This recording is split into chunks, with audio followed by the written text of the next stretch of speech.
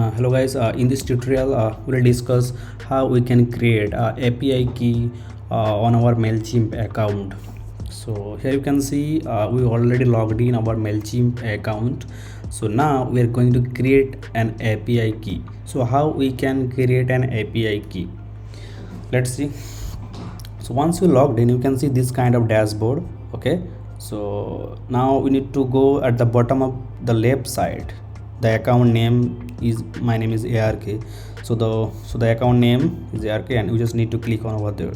So in the left side at the bottom area, just click on here, and once you click on here, you can see the multiple options over there.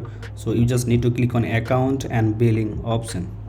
So once you click on it, you can see it's loading, and this kind of dashboard is appearing, and you can see the multiple menus over there. Just click on extras, and once you click on extras, you can see the API keys. Okay, just click on API keys, and now you can see your API keys. You can review, revoke, or generate new API keys below, right? So you don't have any active API keys right now, and now we're going to create a new one. So just click on create a key.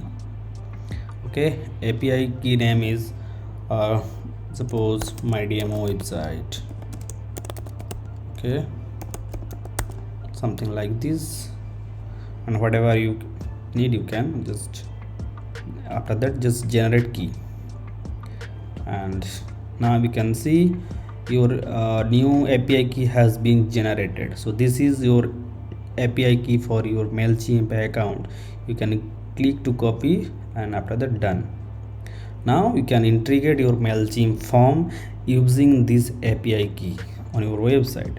Okay, so once you reload this page, you can see, okay, it's loading. Okay,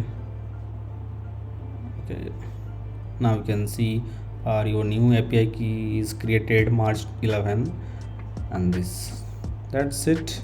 In our next tutorial, we will discuss how we can use this API key and create a form. Okay, thank you.